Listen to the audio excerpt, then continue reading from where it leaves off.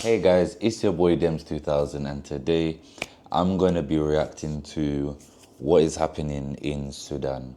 I came across a video the other day on Instagram and she was basically explaining what is happening because it's not a mainstream like media. It's basically social media why we're hearing about these things. And I just want to understand like more and why whatever's happening is happening. The way she explained it is like the civilians are having to flee from certain cities and towns because of, the army and, you know, politicians. There's like a civil war going on within the country. So yeah, I just thought let me react to a video that can basically delve into the real cause. And I came across Vox's Sudan's conflict explained. It's got 2.2 million views. It's 2 years old, but I like Vox's documentaries. Like their journalism and their videos and documentaries are outstanding. They break it down in simple terms. So yeah, I'm gonna be reacting to what is happening. Prayers to Sudan, prayers to Congo, prayers to Palestine, prayers to any country that is going through war and conflict. It's just sad, man. And I also want to react to something about the Congo because I also came across how they're taking the cobalt, cobalt, or there's a certain resource that we use, for our iPhones and batteries and things like that. So definitely want to delve into that. Without further ado, let's react. On December 19th, 2018, a revolution started to spread throughout Sudan.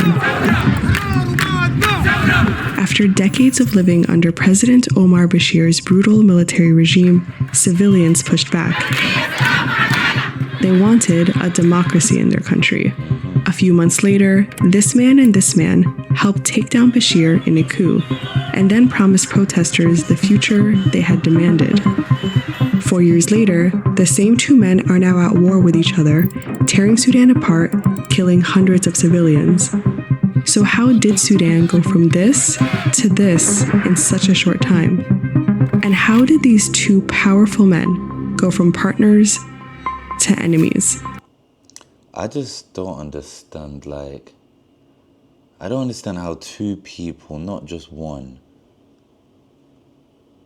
could just start a problem just like that. Afro's getting in the way. As she said, they were once friends and then now they're enemies. You've got a problem. I've got a problem with someone, but then I'm going to drag someone else in it. It's just... Clashes in Sudan attempt by the Rapid Support Forces. Sudan has a long history of coups.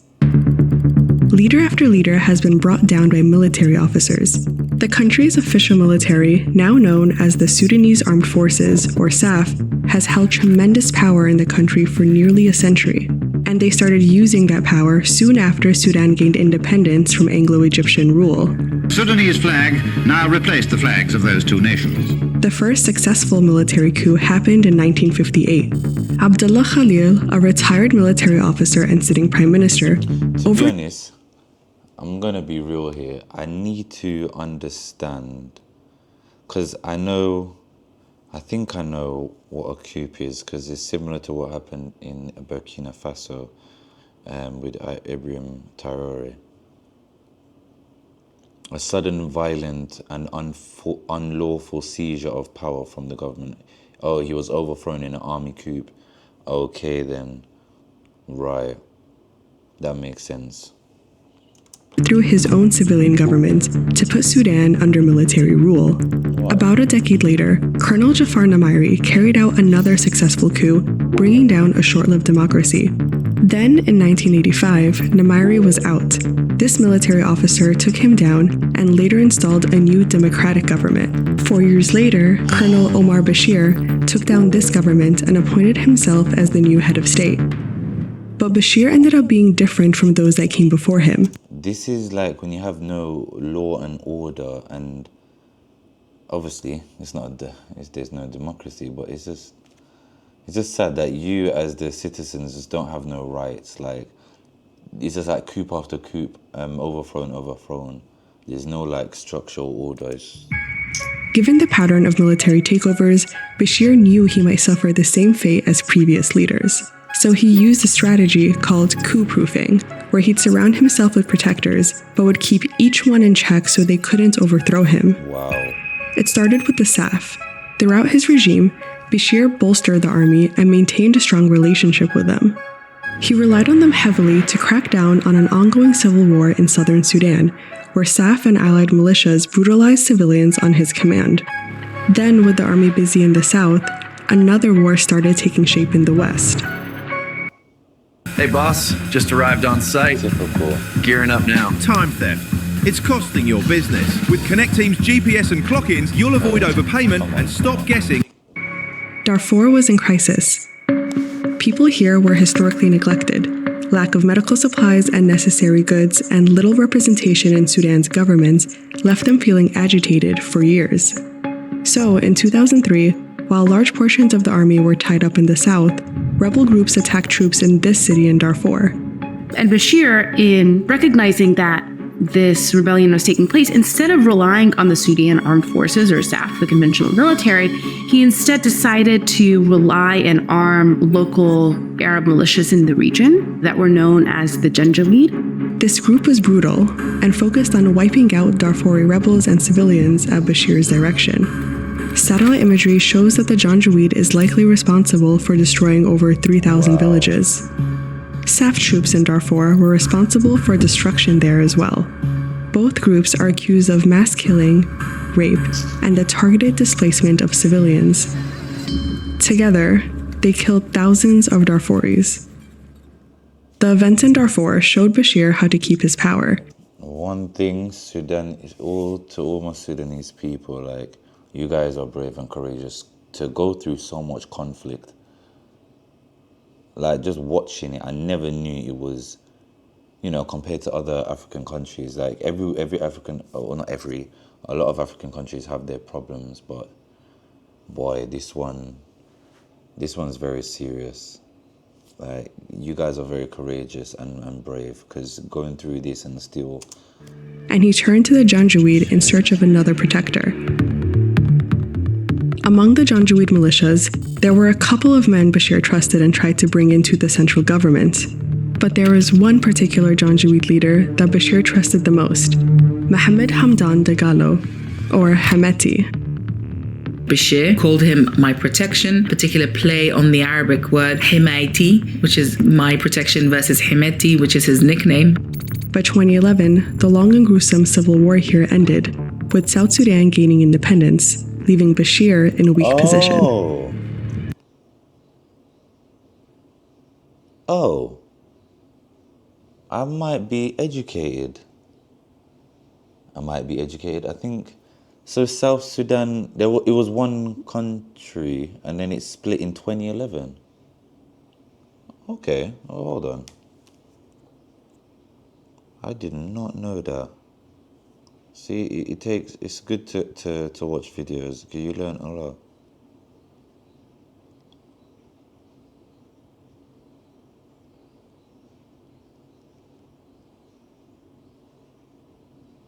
Wow.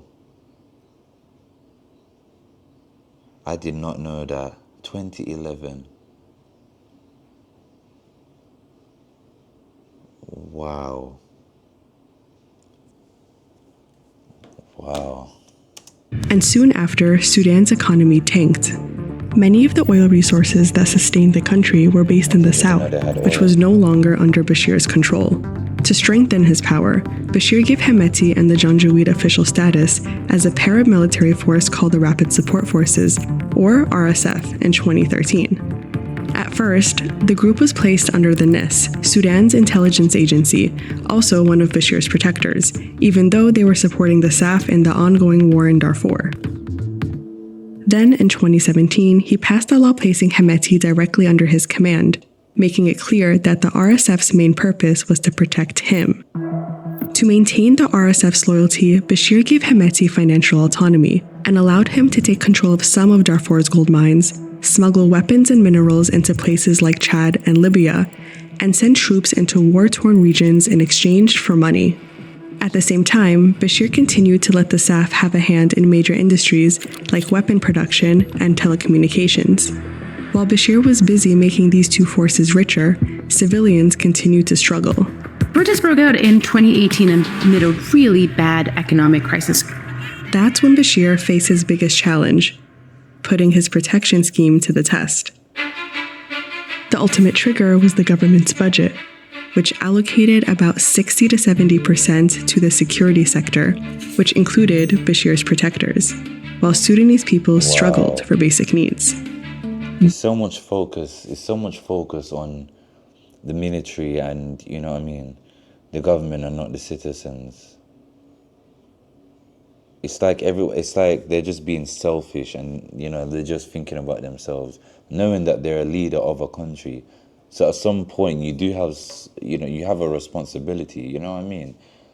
Even though it's not a country of democracy, but still, like, democratic country, you still have that responsibilities, and no matter how much the civilians cry out. This led to the biggest revolution in Sudan's history. The most important thing about a video is how it sounds, but finding the right audio can be challenging. Spontaneous protests broke out in different parts of the country, and then they shifted to Khartoum, in the capital city. Bashir refused to leave office. The RSF, SAF, and other security sectors backed him and cracked down on the protesters who ultimately wanted democracy. But protesters didn't back down for months, and it became clear to the RSF and SAF that Bashir's leadership wouldn't be as useful to them anymore. So on April 11th, 2019, they made a move that surprised civilians and Bashir. SAF commanders colluded with the RSF's Hemeti and removed Bashir from power. Protesters celebrated Bashir's removal, but they didn't trust the men who made it happen. A day after the coup, Abdel Fattah Burhan, a former regional commander in Darfur, took charge of the SAF. Together, the two men gained control of Sudan. People saw them as complicit in the violence in Darfur all those years ago, where they worked together, one as a member of the Sudan Armed Forces, one as a militia leader on the same side against large proportions of the population of Darfur. And soon, the two men turned on protesters. Oh, come on. When pro-democracy protests kept intensifying in Khartoum, Hemeti and his forces started cracking down. On June 3rd, 2019, the RSF killed over 100 people at a sit-in protest, and other massacres. So when the citizens of Sudan thought everything was going well, and then, boom. It's like, come on, you guys have overthrown someone to make the country better, and then you're just going to be the same like Bashir? Come on, man. Massacres continue throughout the country. After this, these countries were forced to step in to help put Sudan on a democratic path. The United States, with its Arab allies, the United Kingdom, Ethiopia, and the African Union, pressured Sudan's military and protesters to accept a power-sharing agreement. In this new deal, representatives from both the military and protesters would be part of a transitional council. In this plan, the military would have control for 21 months and civilians for 18. That meant the military would eventually have to hand over power to civilians to run the country. The problem was, despite warnings from protesters, these two military men were put in charge of the council, with Burhan as chair and Hemeti as vice chair. At first, the council acted in line with the agreement and installed a new prime minister, Abdullah Hamdok. But after multiple military interventions by these leaders, like a staged coup in October 2021, Hamdok resigned in January 2022. That made Burhan the de facto leader of Sudan, and Hemeti as his number two again.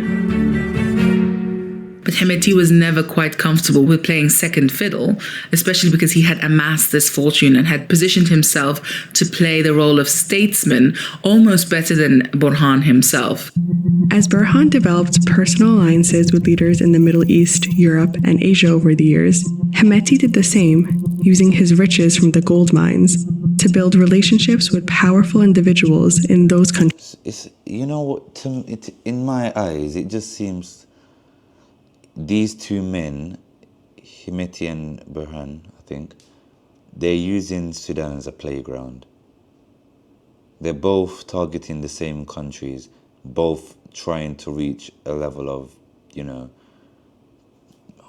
power and hierarchy, or top of the hierarchy. For what? You know what I mean? Like, it's a country. It's not like a business. Like, come on, guys. These are civilians. You guys are dealing. I just did not know it was this intense. I'm being genuine. I really did not know it was this intense. I've heard about it, but as I said, sometimes you have to educate yourself. You have to watch. You have to read to know these things. Otherwise, because why are they not showing this? Like when it was Ukraine, we was hearing everything about Ukraine. Why we're not hearing anything about this? Like Congo, why we're not hearing nothing about the Congo? You know what I mean? It should have the same, just like Gaza and Israel and Ukraine and Russia. All wars and conflict should be in mainstream media. It should not be. I shouldn't have to be watching a Vox video. As well. After another year of protests, the US, UAE, Saudi Arabia, and the UK pressured Burhan Hemeti and protesters to sign another deal. On December 5th, 2022, Burhan Hemeti and political parties signed it, promising a new civilian-led transitional government by April 2023. But these two men disagreed on a key part of the deal. The RSF would need to become part of Burhan's army, which would limit Hemeti's power. Burhan wanted that to happen in 2 years, but Hemeti proposed 10. Oh my God.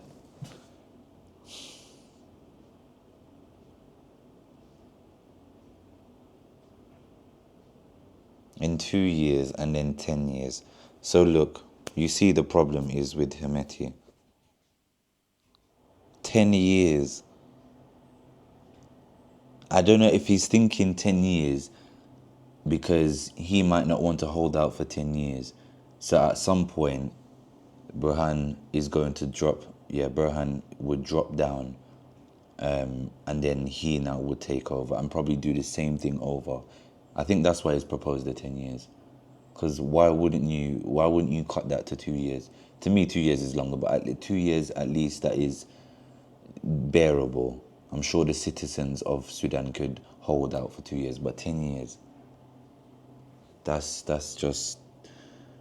disrespect in every language. Agreement caused a big rift between Burhan and Hemeti. That Hemeti is trouble, he's trouble.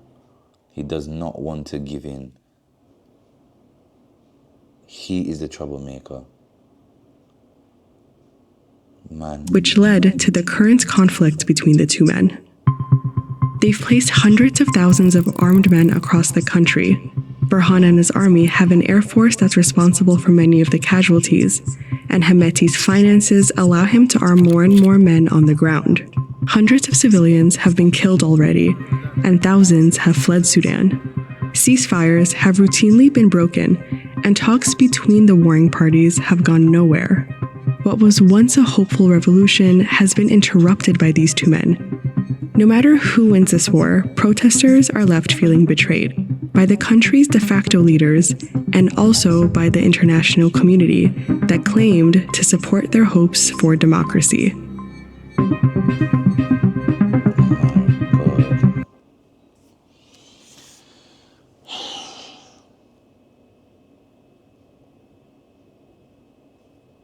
I don't know why, but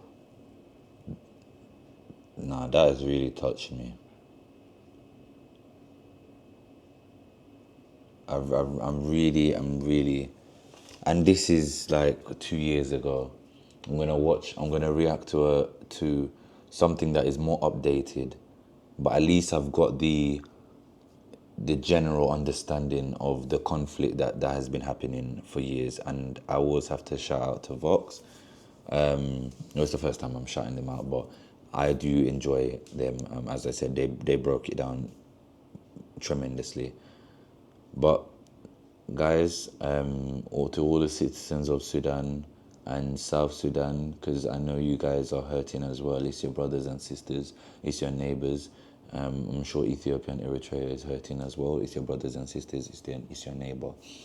I will pray and I will hope that one day democracy shall land in your country. And I hope the international community keeps pressuring these leaders, and someday, because no matter what, there will be a ceasefire.